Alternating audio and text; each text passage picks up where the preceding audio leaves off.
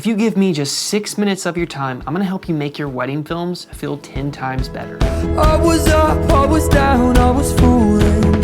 I was lost, I was found, I was running. But what was I running from?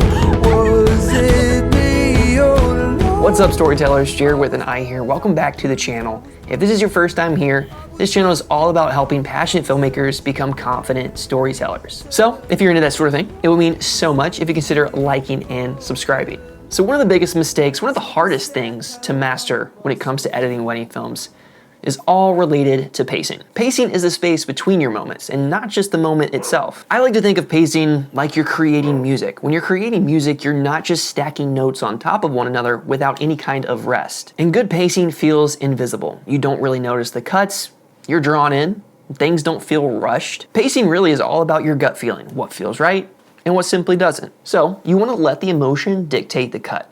Don't cut because the shot has lasted long enough, cut because the emotion has shifted. Use music as a metronome and let the musical beats dictate when and where you cut. And use the 5-second rule. Watch each shot and count out loud to 5 seconds and let your instincts guide you on when it feels right to cut. Next, you want to create curiosity. Building curiosity within your film is all about delayed gratification. In order to create curiosity, you have to build a question with visuals. In essence, your edit should make the viewer yearn for context. Remember, you're not just a videographer, you're a storyteller, and you need questions in order for your story to work. And one of the mistakes we make inside our edit is answering that question way too soon. So, start your film with a thought-provoking moment. Use a powerful line of dialogue that sparks a question, build tension and suspense towards answering that question, and then pay it all off at the very end with a satisfying conclusion. Let me tell you, as many of us already know,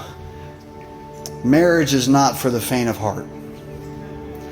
But if you're lucky enough to find someone who makes you laugh, who makes you feel like a better person, and who makes you want to be the best version of yourself, then you hold on to that person and you never let go. John, we made it. I truly can't believe how fast it came, and I'm so excited for this day with you.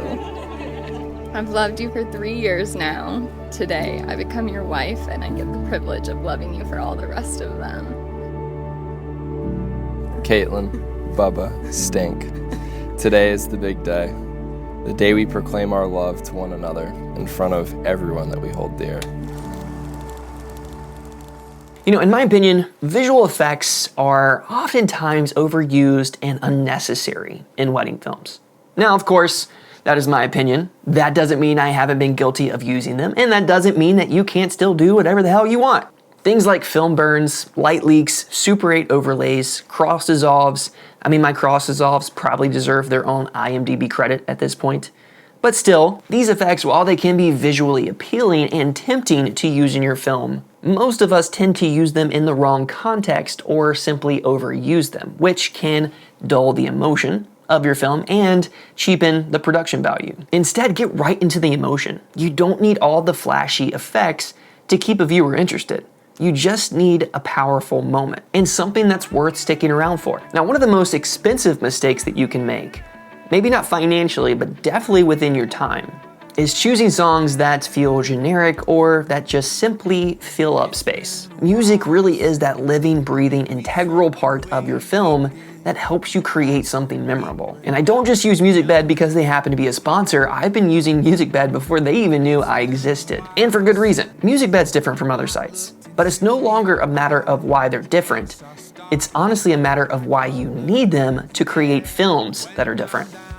Every song in Musicbed's collection is handpicked to elevate your project. And when you find the right one, it's the difference maker between a film that gets remembered and one that gets scrolled. Your songs should match your couple's personality. It should excite them when they hear the soundtrack you intentionally curated and leave them speechless. So if you're ready to start elevating your films, head over to Musicbed. There's a link down in the description for a 14-day free trial. Now let's talk about 2 cuts that help your film feel so much better. This editing tip is all about helping you build an interesting story without it feeling boring. And that is using the J and L cut. When you use J and L cuts harmoniously, the audience forgets a cut is actually occurring. The L cut is used to cut between 2 characters as they talk.